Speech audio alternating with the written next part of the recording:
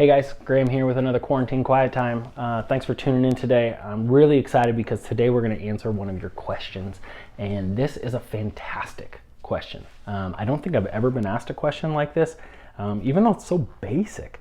But somebody messaged us and said, hey, what's the difference between a good Christian and a bad Christian? And I love the question because I've heard those phrases before. I've used those phrases before, like, oh, he's a good Christian, or she's not a very good Christian, or I used to be a good Christian, but now I'm not. But like, what does that mean? And when we look in the Bible, we only find the term Christian used 2 times.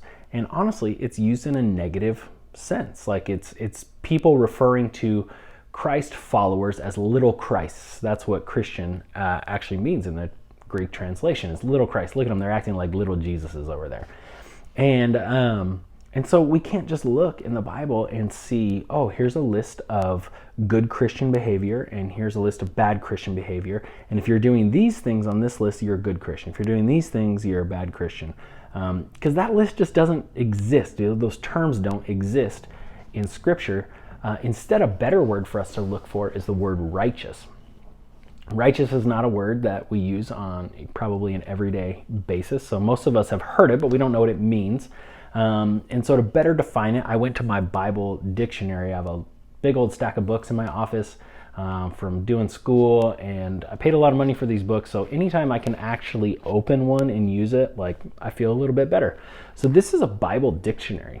Where it takes words that we find in the Bible. Some of them are just everyday words, like normal dictionaries, but it defines them for us. So I went to this and I looked up righteousness, and I thought I would just read it to you, and then you would have the definition of righteousness.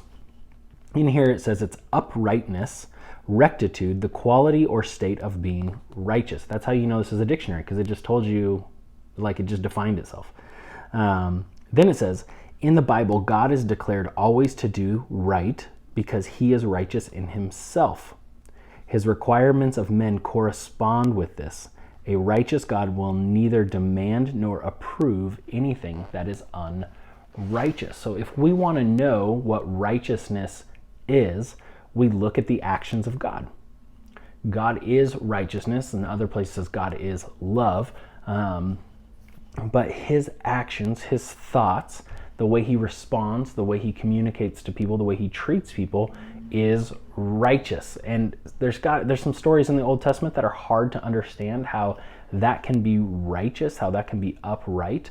And that's a little hard, and maybe we'll get to that at some point.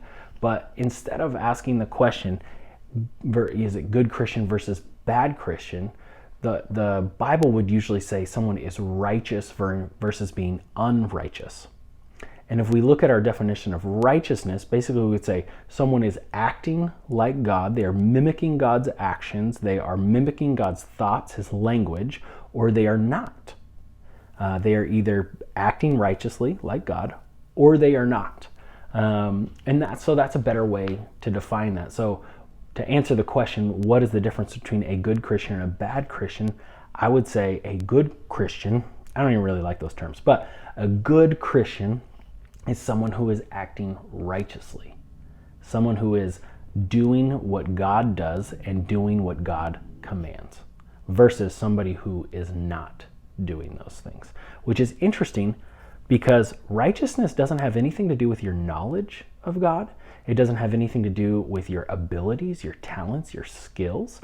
In fact, it doesn't have anything to do with even you believing whether God is God or not. I mean, we all know people who act like God, they act righteously, but they don't believe in God or any kind of superpower. So, kind of a weird thought for the day, but I so appreciate somebody tuning in, asking that question. And again, message us your questions, and we would love to know that. We're going to answer those once or twice a week, whenever they come in. Other than that, have a great day, and peace out.